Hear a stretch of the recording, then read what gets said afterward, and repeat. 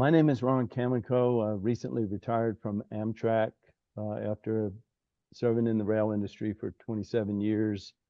I hired out with a railroad called Conrail in 1996 in Chicago. We were hijacked by the Norfolk Southern, a bigger Class 1 railroad in 1999, or at least part of Conrail went to NS, the other part went to CSX. And I had the misfortune of going to the Norfolk Southern, who we called the Nazi Southern. There was not a single one of us that didn't refer to them as the Nazi Southern. And it was a knockdown, drag out fight. But a lot of us left. In Chicago, there was a lot of opportunities, a lot of different railroads, being such a big railroad city. And so some went to Metra, others went to Wisconsin Central, Grand Trunk, various other railroads. I ended up going to Amtrak, and I just retired from Amtrak just before Thanksgiving. So I should talk a little bit about what Railroad Workers United is before we get into the Vote No campaign. Why does Railroad Workers United exist, and what is it? It's not a union, it's a caucus, but it's not the type of caucus that most folks in the labor movement are used to, which is an internal caucus, usually in a single union, often that vies for power, similar to a political party, runs candidates and attempts to influence the existing union structure. Generally unhappy with the existing leadership. Probably the most well-known caucus is Teamsters for a Democratic Union. But there's been all sorts of union caucuses over the years. Miners for Democracy in the 1960s into the 70s that largely deposed the old guard regime of Tony Boyle. And then the the Steelworkers for Democracy movement, headed up by Ed Sedlowski Sr., once again in the 70s. So Railroad Workers United is a caucus, but the problem is we don't have a railroad workers union. If we did, there's a good chance that RW would exist as a caucus within the Railroad Workers Union. But because we are saddled with an old, antiquated craft union structure that dates back all the way actually to the 1860s when the Brotherhood of Locomotive Engineers first got organized.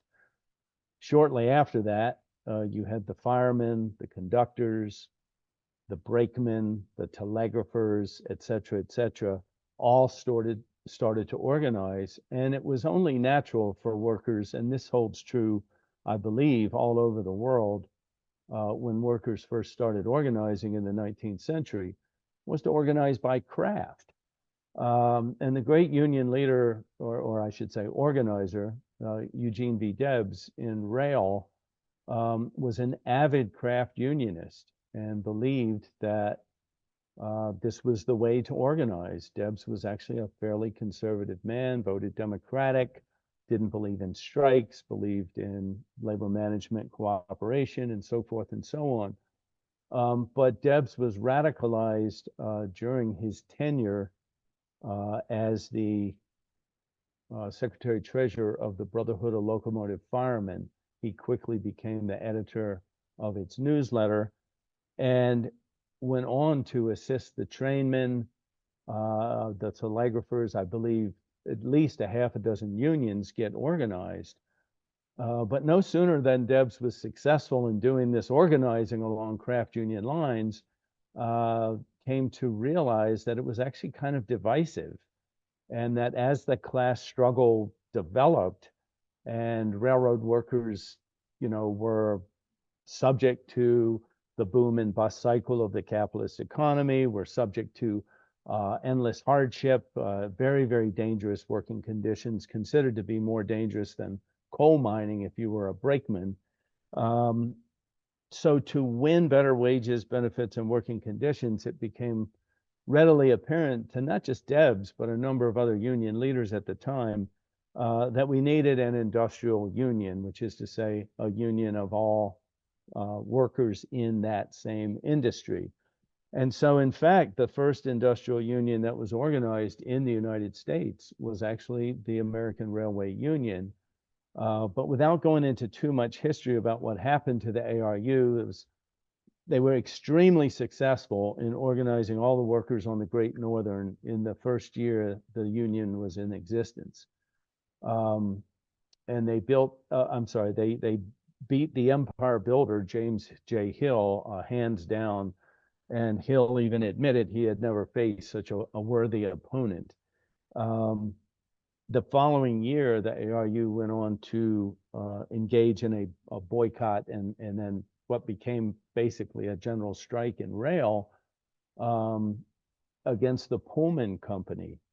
And this was the ARU's undoing, because then the rail carriers and the US government conspired to basically destroy the ARU. Dozens of strikers, ARU members, were shot and killed. Debs was jailed along with the other union leaders of the ARU. The files were ransacked, the headquarters was raided, and probably most significantly, they blacklisted ARU members for years and years, and it made it very difficult for the ARU to recover. So fast forward from that about 30 years, and lots and lots and lots of labor strife on the railways in the United States. After an extremely intense and lengthy strike, the Great Shopman Strike of 1922, that involved 500,000 shop workers all over the country who maintained locomotives and so forth. Basically, the rail carriers, the government, and the conservative craft union leadership had all had enough and agreed that there should be some form of labor peace. And so rail unions were actually recognized 10 years before the National Labor Relations Act recognized other unions in the private sector. And so rail labor was recognized in 1926. But the tragedy is that it was recognized all these different unions. I believe at one point we actually had 26 unions on the railroads in this country. Many of them have merged, gone out of existence due to technology and so forth. So now we're pared down to roughly 12 or 13, depending on how you slice it. But it's still an alphabet soup of different craft unions, from the machinists, the electricians, the boilermakers and blacksmiths, the firemen and oilers, etc., in the shop, to the maintenance workers on the track, signal maintainers like Alex is a member of the BRS, Brotherhood of Railway Signalmen, to the operating crafts, the Brotherhood of Locomotive Engineers and Trainmen, and the SMART, which is Sheet Metal Air Rail Transportation Division, to the dispatchers and others. And getting these organizations to stick together, let alone refrain from backstabbing each other, is quite the task. And unfortunately, we got 150 years of history. And it's interesting, if you read the writings and speeches of Eugene Debs from the 1880s, 90s, and beyond, he talked about this scavery and this inability of the union crafts to back each other up, to stick together, and to be effective. And so that's why Debs, and to this day, many railroad workers believe that the only real solution is a single union of railroad workers. But that's easier said than done, especially when you got 12 unions. If there's anything that would unite them, the officials of these unions would circle the wagons and come together if they felt under threat of an existential threat that there would be a railroad workers union. Just as in the 1890s, there is evidence that the railway brotherhoods actually conspired against the ARU because they knew it was going to be their undoing. The ARU was extremely popular, and in the space of a little over 12 months, the membership in the ARU exceeded the combined membership of all the brotherhoods. So there's a historical reason why. Oh, I thought I lost you there for a second. The craft union leadership, does not want to see a single union, and it's very unfortunate maybe in their more candid moments, they might admit, yeah, it would be a great thing for rail labor. But they know that that would mean their displacement as well, because if you have an executive board of let's just say 10 people, do the math, we're looking at 120 or 130 union officials, whereas if we had one union, most of those folks would be back working in the craft or out of the industry altogether. So there's lots of reasons why we don't have a single railroad workers union. So in the early aughts, there was a possibility, actually the late 90s into the aughts, for the unions of the operating crafts to come together. There was a number of attempts. They failed. I won't go into why, but I've touched on some of the reasons why. And so it was going to be open season on the operating crafts. And sure enough, remote control operations came into the yard. That meant the elimination of the yard engineer, and thousands of good BLE represented jobs of the engineer went away as young trainmen with 10 months on the railroad were operating engines with a remote control belt pack. And so that angered the BLE, the engineers union. And so what was next? The carrier's brilliant game of divide and conquer was about to see road trains, over the road trains now, go to one person. And that would mean the end of the road conductor, the United Transportation Union represented position. So the craft war, as I like to call it, was in full swing. And many of us in the Midwest, where I was working at the time, people from Union Pacific, BNSF, and Amtrak largely, got together, put our heads together, and it was facilitated, of course, through the internet. Otherwise, I don't know if this whole thing would have actually been able to launch. But we got together on conference calls and started to figure, what the hell are we going to do? Labor's in crisis. The operating crafts are literally trying to destroy each other, doing a limbo dance.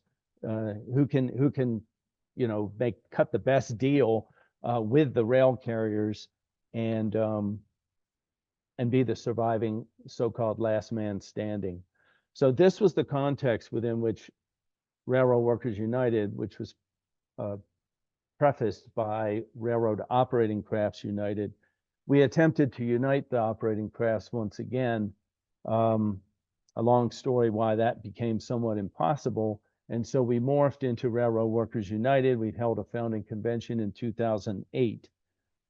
And we always knew from our very beginning that the rail carriers were pushing and would never cease pushing to operate road trains with a single employee. And we also knew that the only chance of survival for the two-person crew was keeping the unions of the operating crafts united.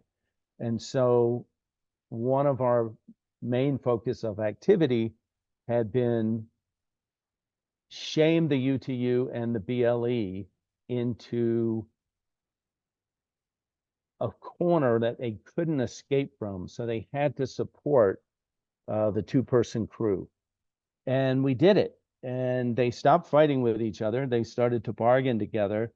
And both unions started to forcefully articulate support for the two-person crew. Nevertheless, that support can be lukewarm if at any time a union feels it's potentially threatened with new technology or what have you, or a full court press by the carriers, that they will quite likely go into a mode to sell out the other union to keep the remaining worker rather than unite and fight. And so a general committee, which is like the middle strata of rail labor, a general committee on the BNSF in 2014 sprung a backroom deal on the membership and proposed single person crews. And it was quite interesting because we knew this moment was coming, but we didn't, it blindsided everybody And so that was our first experience with a vote no campaign. And it's quite a lengthy story, but to keep it short, we had 30 days to pull off this vote no campaign. And the fatal mistake, really, of the General Committee officers was they actually did a tour, terminal by terminal by terminal, to sell people on this agreement. And the meetings got extremely tense. They actually had to cancel some meetings. Some brothers got arrested. We started doing protests outside of some of the ratification meetings. And the union leadership of General Committee 001 really took a drubbing.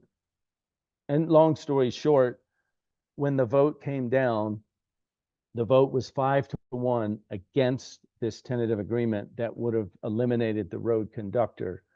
The railroad tried to blackmail and bribe and make endless promises to high senior folks and low senior folks, endless job security for the young and for the old, great jobs where you'd be home every night. But it didn't work. And it didn't work partly because we ran this campaign. And I should probably put a link in the chat, which might be helpful for people to see from our website, if I can find it here.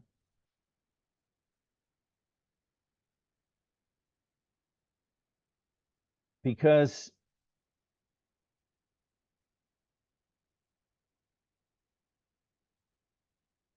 a vote no campaign can be very successful, but you have to be organized. You can't just say vote no. We had Mike Konopacki at the time, the US's premier labor cartoonist. He did us a bunch of cartoons. So we spread those around, made posters of them. We came out with vote no stickers, support the two-person crew.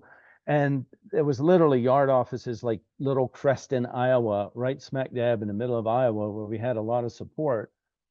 Someone sent me a photo. The yard office was plastered with stickers, hundreds of them, on lockers, on the ceiling, on the walls, everywhere. And so it was just this vehement outpouring. And so by using stickers, by using cartoons, by using humor, by using a 12-point program, and take your pick, 8 points, 10, 12. But obviously there's always more than one reason to vote down a contract, and you want to appeal to as broad a group as you can. We were able to see this thing through to a vote no. 5-1. The numbers are actually in this, and it's hard for me, unfortunately, to speak and play with the chat. But if anybody wants to look at it, there's our web page that has lots and lots and lots of information about our Vote No campaign 10 years ago. So we learned a lot about how to run a successful Vote No campaign during the course of that. Not one of the crafts and not a single terminal voted in favor of that agreement across the entire former BN lines of the BNSF. It encompassed about 4,000 railroad workers. As a result, the carriers backed away. And for the next 3, 4, 5 years, they just left us alone. And at national bargaining that came up after that, the carriers actually said, that's not even on the table. Now, we knew that was temporary. They wanted, older folks to retire and new ones to come up who didn't remember this fight, et cetera, et cetera. And they needed to regroup and regain their forces and so forth. And of course, they are adamant today and still push very, very hard for single person crews. So anyway, I should jump right into I've given you the background where RW comes from, why there's all these fragmented craft unions, and the fact that we gained a lot of experience and wisdom from the BNSF fight 10 years ago. So that would prepare us for what was to come in 2022. So this was supposed to be our contract. This was going to be one where railroad workers, given the stars were in alignment, we had almost a universal bargaining coalition now 10 out of the 12 unions were in a coalition. We had the quote most friendly, labor-friendly president in the White House. Railroad workers had taken it on the chin for decades, and people were fired up, and there seemed to be some greater revitalization of working class struggle, and so hopes were high. The carriers stonewalled throughout bargaining, and so finally the unions pushed for, and it's slightly different than the NLRA, so bear with me. When you come to impasse, you go through a different layer of bureaucracy and procedure.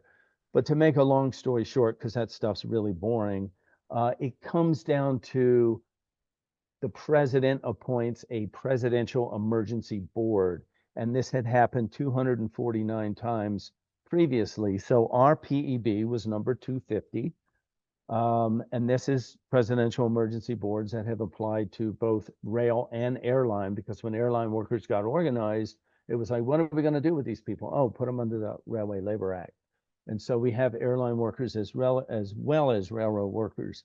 So anyway, PEB 250, Biden appoints the PEB. The craft union leadership, in their naivety, believes that somehow Biden's going to appoint a very favorable PEB. All he did, of course, is do what every president does.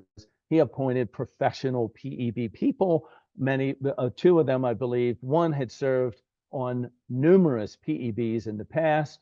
Another had served on a fewer number, but these were all sort of arbitrator types. They weren't necessarily, pro-labor. So at the end of the day, the PEB comes out, and it gives us basically nothing. No changes in quality of work-life issues. I shouldn't say none, because the BMWED did actually win something. When I say win, it was just recommended. So it's a non-binding recommendation by the PEB. And so we studied it and we came out with our first shot across the bow. Any tentative agreement that is strictly based on the PEB should be rejected, because it doesn't give us anything after all this hoopla. And then sure enough, tentative agreements started to come out. And what we saw then was the entire coalition collapse. So it really wasn't a coalition. The machinists broke ranks first, and their two affiliate unions, separate but like wholly owned subsidiaries of the Teamsters Union, the Brotherhood of Railway Carmen, and then also the TCU, which is a amalgamation itself of the old telegraphers, the sleeping car porters, Brotherhood of Railway and Airline Clerks. It's just such an alphabet soup of nonsense, all these different unions. But those three unions, quote, settled and presented a tentative agreement to their members. And lots of other workers were outraged. It was fascinating to me that when conductors and engineers raised hell and started calling them scabs and so forth, like, you just jumping and breaking ranks, the officials, the leadership of the operating craft union said, now, they have the right to do that. We have strict autonomy. And it was sort of like, oh, wow. So you're all in on it. You all knew that you were not going to stand strong. You were not going to say nobody settles till all settles. You weren't going to have each other's back. In fact, we see the whole coalition as a fraud because the way it degenerated and collapsed. So based on the machinists' tentative agreement, that's when the Vote No campaign started in earnest. And I will once again try to drop a link. I'm going to skip the link on the PEB. All this stuff is on our website if you want to look at it all at some point later on. But this one that I'm going to put in right now that link is to the preliminary shot of vote no. And so, oh, and I should mention before we got to that point, we didn't just haul off and say vote no. We had a subcommittee come up with, I think the first one was 12 points or 10. Anyway, I'll get to that in a minute, but we actually had sort of two sections of the vote no campaign based on how things progressed into the fall.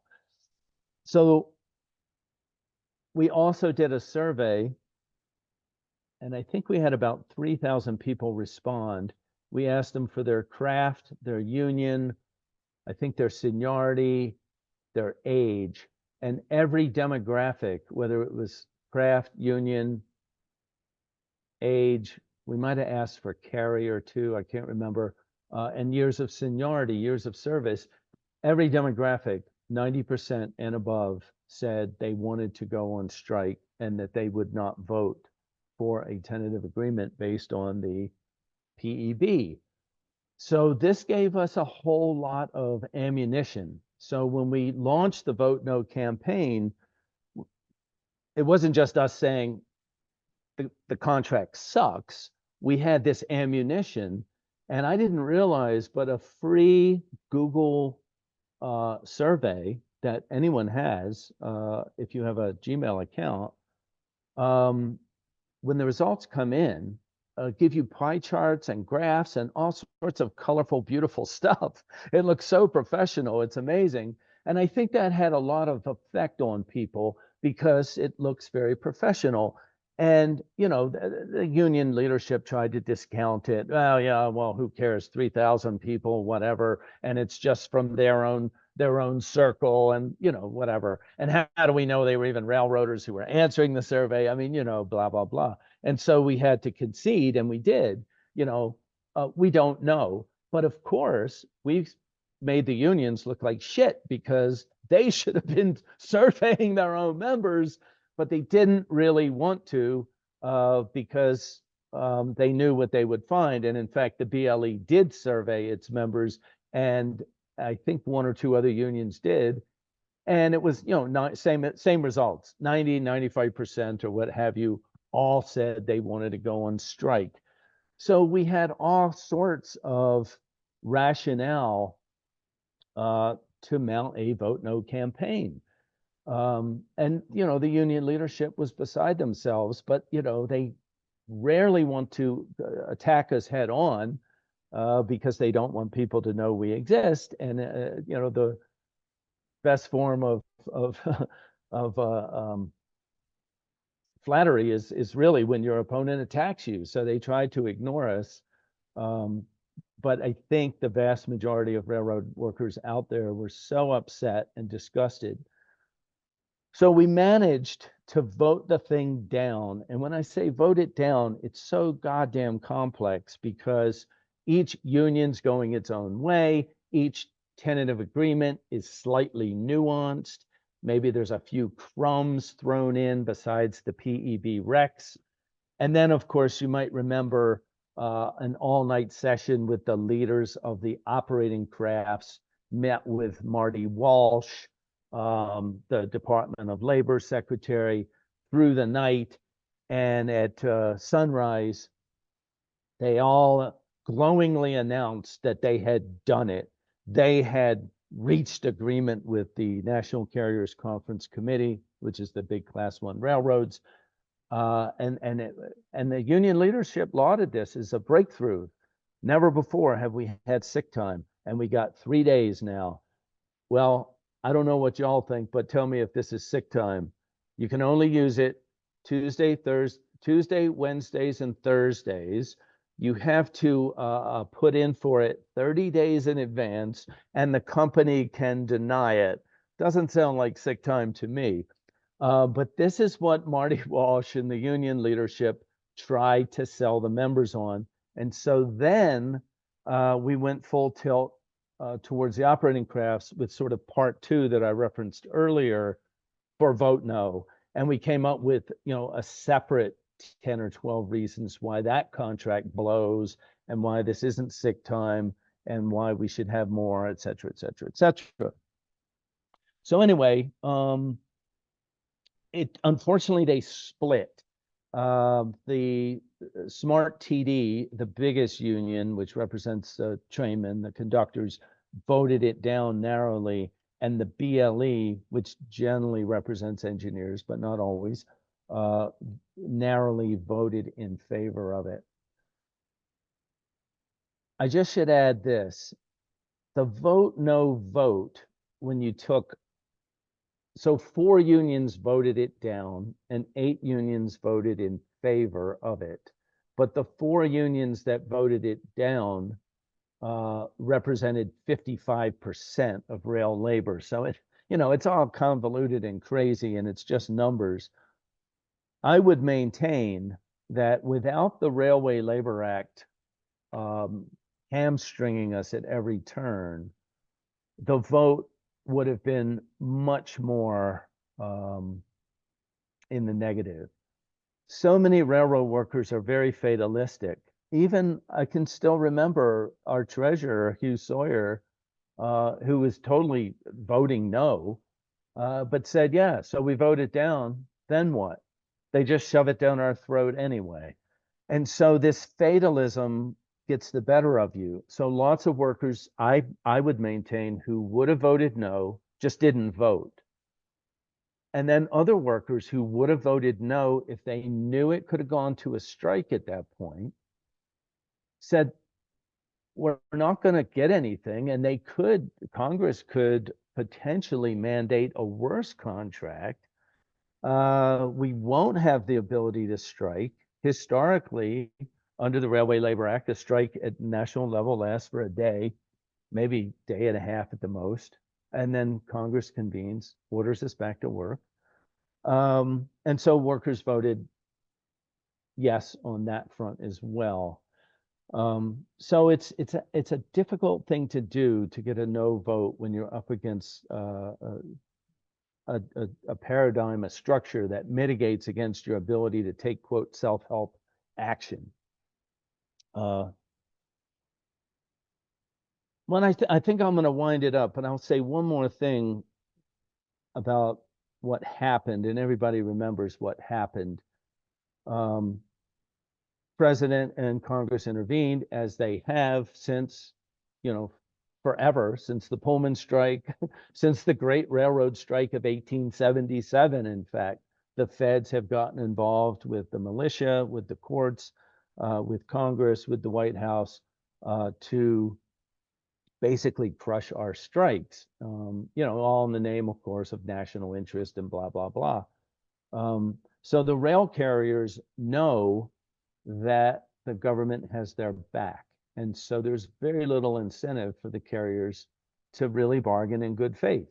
It's a sickening situation. Biden joined the ranks of a really motley crew that includes 3 or 4 Democrats and 3 or 4 Republican presidents, all of whom have broken railroad strikes. So it's not surprising, and it's not unusual that he did. But there is something he did that was unusual. In the past, we have been allowed to strike, and then we're ordered back to work. The last one being in 1991, I believe. But the strike did take place, and the railroads did shut down. But we actually had the ability to punish the railroad, to hurt the railroad, to exercise that seniority, to flex our muscle, to have that feeling of elation on the picket line, et cetera. This time it was denied, and Biden asked Congress to circumvent the strike and pass legislation that would simply outlaw the strike. And so under the Railway Labor Act, we were not even able to exercise our RLA given right to strike. And so pretty lackluster ending to what really could have been a great showdown. Regardless, I think we were able to inspire a lot of other workers in the Teamsters at UPS, the auto workers at the Big Three, and so forth. and lots of other workers who we'll never necessarily know about because they're either unorganized or their struggles haven't blossomed out into strike activity yet at this point. But it was really wonderful the amount of support we got and the amount of media coverage we got and the new members and the donations that came pouring in and people joining as solidarity members and so forth and so on. And all of a sudden, railroad workers were on the map. If we hadn't run the Vote No campaign, most likely these narrow margins of defeat would have been narrow margins or even larger margins of quote victory for the TA. None of this would have taken place. None of this national headline news that kept the country riveted on railroad workers would have ever taken place. And I would postulate the gains that we did make over the course of the following 18 months, because most of us now do have sick leave. We wouldn't have got that on local, not local, on property agreements, carrier by carrier. The carriers actually, it's a complicated system. You have national bargaining, but then you have on property bargaining. And they actually union by union negotiated sick leave agreements. None of that would have ever happened if we hadn't kicked up such a ruckus. So this is how I'm going to end. For anyone who is ever thinking about running a Vote No campaign, do it, but don't just do it, lightly. Research it, do a survey, have a 12-point program, get your stickers, your cartoons, your buttons, your posters. I mean, do it in a concerted way and be prepared for it. And like I say, this was literally 10 years in the making or 8 years in the making from the previous one that we did. We learned a lot from that struggle. But yeah, if the contract sucks, vote no. And I think that's what we need to do. Over. Ah, yeah. Thank you so much, Ron. I'm like, how is anybody supposed to like be grounded enough to like have questions in your head? I'm like swimming in history and I'm just like over the moon right now. Thank you so much. I mean, personally I've read every single article that Rail Workers United has put out ever up until maybe like 10 months ago. I decided to take a break. And so I've just been like learning from you all. And I think you're the first caucus that I ever like came into contact. So I know you've influenced me as a worker too. So with all of that, we'll open up for some questions and stuff. If folks want to use the raised hand function, which if you're on your computer, or even if you can see the screen on your phone, you just go to the bottom of your screen. There's a thing that says reactions, and there should be like a raised hand button. I think it's *9 to raise or lower your hand. And I'll also put myself on stack instead of just barreling forward with all my questions. We'll put Travis first. Thank you. My main question is because I'm a postal worker and I also work in is this a situation where you're dealing with multiple crafts and multiple different unions, and it the benefit of what I'm hearing from you is that you're creating a cross craft and cross union coalition, and in my workplace, a lot of times the boss is able to pit those crafts against one another, and then we're constantly filing grievances of one or the other doing each other's work. And how did you like build RWU while getting past those like minutia struggles, if that makes sense? It's difficult at times. It's a very daunting task. I'm not sure if I understand the question correctly. each union's got its own agenda. And now here we are with, assuming sort of an agenda that encompasses 12 different unions, all with their own issues, their own demographic, their own membership, their own bylaws, nuances, history, etc. It's complicated as hell. And one of the things that we got going for us is I think there's so much disaffection. Let's take the Carmen's Union, for example. I think at one point it probably had 50,000 members, maybe more. I think now they might have 7,000. Many of these unions have been decimated over the years. And keep in mind, we operate in more or less 48 states. And so you have unions of 7,000 workers spread out over 48 states. And it gets smaller. The National Conference of Firemen and Oilers maybe has 1,500 or less spread out once again over 48 states. And so you have largely dysfunctional locals that can be spread out over a large piece of territory. If it's 300 miles to drive to a union meeting, you're probably not going to go. And so the only people there are the officers, and they kind of do what they want. And of course, there's no accountability. They lose touch with the membership.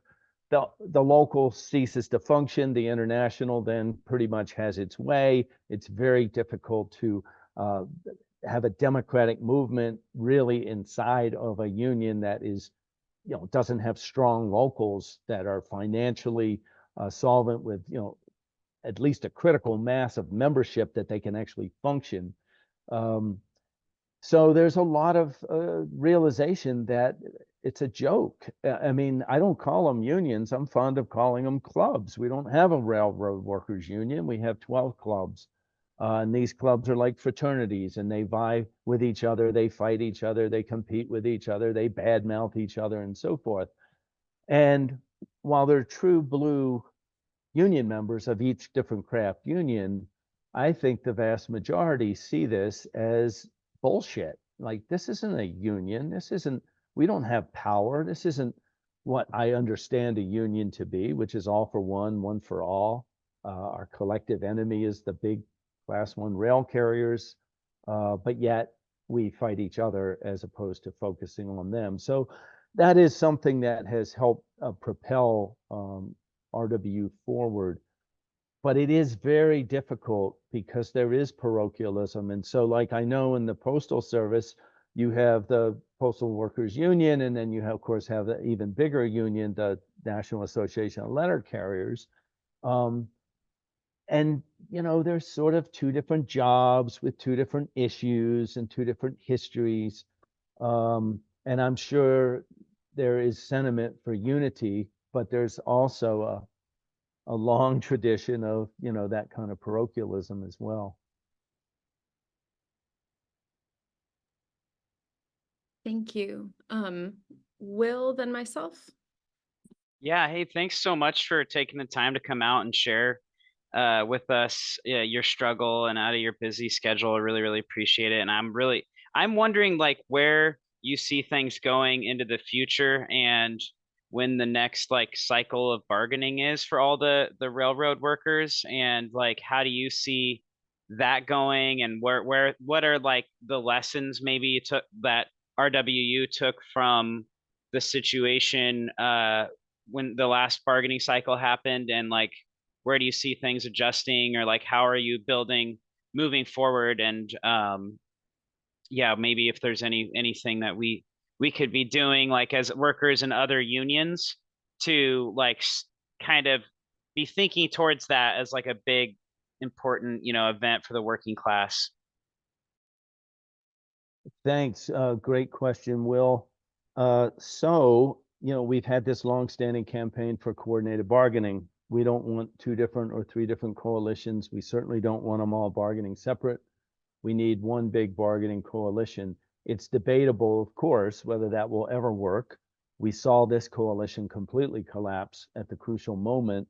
And so now that workers have seen the ineffectualness of the last coalition, there'll be a great tendency for people to say, who cares? It didn't matter anyway. And so that's why this time we're saying no one settles till all settle. It has to be a legal and binding agreement of all the unions, or it's a farce and a sham. And so we're ramping up the long-standing coordinated bargaining campaign. We'll probably be doing a petition, which is just for railroad workers to petition their union leaders to stick together. We'll be revamping that here in the coming days. And the Section 6 notices, which are in effect the first stage of bargaining, which most of y'all know with the exchange of bargaining demands, takes place on November 1st of this year. So in about 6 months, not even 6 months, I don't think. The problem is, under the Railway Labor Act, there is no such thing as a strike deadline. There is no such thing as a contract expiration. The contracts go in perpetuity. And so what will most likely happen is what usually happens, which is the carriers stall. The unions don't call for the membership to take action because, short of striking, there's all sorts of things we can do, like we saw the Teamsters do at UPS, like practice strikes, just, call a day where we picket terminals all over the country, just practicing. There's so much the unions can do. Of course, it doesn't help that there's 12 different ones and they can't cooperate on these things. And let's face it, they don't really want us to. And never during the 3 years at the table for the last round of bargaining did they ever call on the rank and file to do anything. So, this is the quagmire within which we are stuck. So first, we got to get them to all stick together. Second, we got to have this ironclad agreement that they don't break ranks at the crucial moment, let's say when there's a PEB or what have you. And last but not least, we need to call for this idea of a robust membership-led campaign where the rank and file takes the lead to some extent, what happened during the UPS situation and with the auto worker situation, where workers are empowered to take actions, whatever those actions are. This is how rail bargaining generally goes.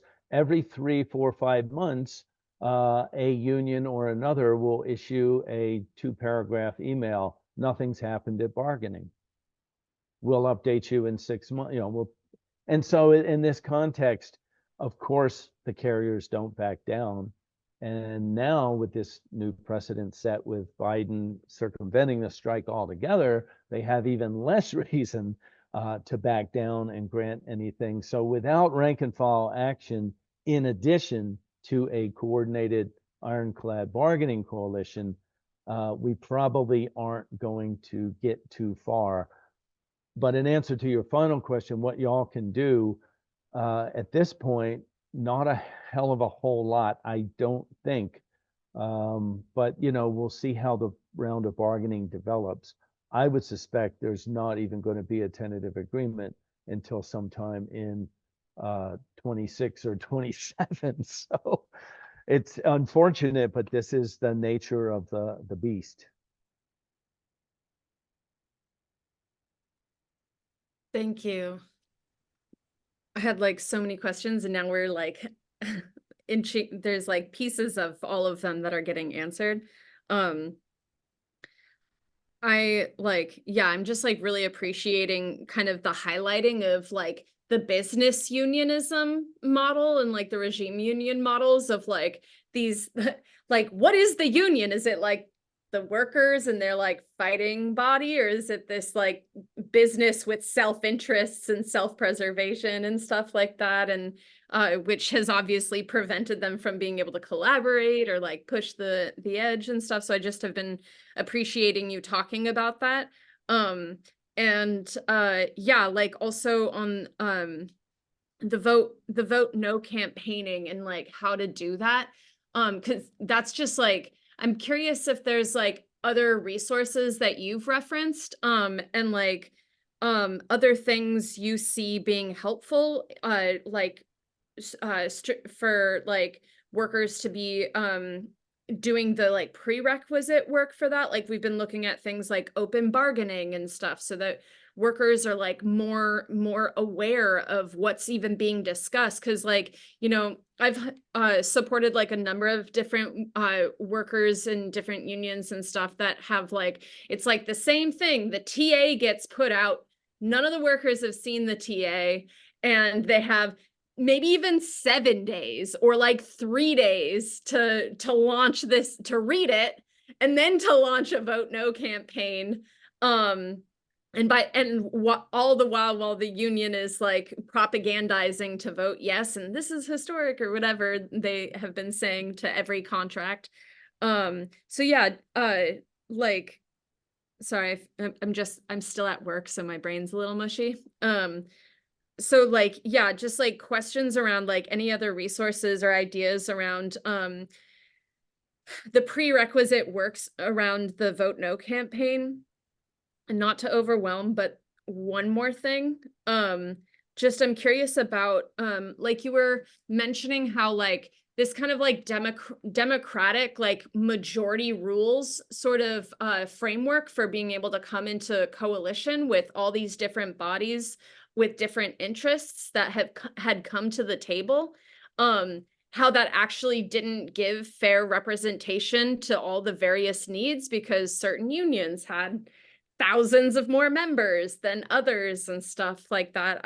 I'm curious if there's other ways on reflecting on how a coalition would work together in ways that that doesn't so disproportionately like favor certain representation simply because of numbers in one craft and stuff. Did any of that make sense? That's a mouthful. Yeah, or 7. Yeah, building any kind of coalition, of course, is difficult. Whether it's 2 people in a romantic relationship or in your neighborhood or, you know, in your department at work or what have you. So it is, you know, I don't want to make light of it. It's incredibly complex with workers spread out all across the country. The thing that unites us, of course, is that we work in the same industry. But folks in the shop have, in many cases, very different interests in the terms of their actual working conditions compared to those who are actually on the trains and going over vast territory. And of course, trainmen and engineers, there's a section of us who work in the yard. And so, you know, they have similarities in that they go home every night or every day or what have you. And so even within the craft itself, there are different interests. So I came out of AFSCME as a public employee before I hired out with the railroad. And working for the state of Wisconsin, we had these different bargaining units, they were called, and then different classifications within them. But we were all in the Wisconsin State Employees Union. But there was literally hundreds of different classifications. LPN nurses, maintenance mechanics, food and agricultural inspectors, just, you know, parole officers, social workers, everybody. And so a huge coalition. But one of the things that always can unite us is wages and healthcare. And those are, you know, things that provide the unity that's needed. But also there's, you know, specific things like this time, one of the things that was unifying is 80% of railroad workers have never had sick time. And traditionally, we haven't necessarily needed it or wanted it because we had the right to just not come to work. We didn't get paid, But what a great benefit. If you don't want to come to work for a week, you don't come in. You mark off, then you mark back up, no questions asked. Well, we lost all that. And so now all of a sudden sick time became more and more important with, lean and mean, or what in the railroad they call precision scheduled railroading and its predecessors, where they want you to be at work all the time. Then all of a sudden sick time becomes a unifying theme for many railroad workers. But I guess to build that coalition, there's got to be, common themes at the root. Like at the end of the day, that's really what any union is, right? Like, you on first shift have different issues than those on third shift. You in the packing department have different issues than those in the picking department. I'm thinking about a mushroom factory I once worked in a long time ago. And so different departments, different shifts, obviously different genders and races all have specific issues, different seniority. If you're new, 5 years, 10 years, or 40 years, all sorts of different things make it hard to build that coalition. And so there's got to be that spirit of solidarity. There's got to be that understanding of the common enemy, the employer.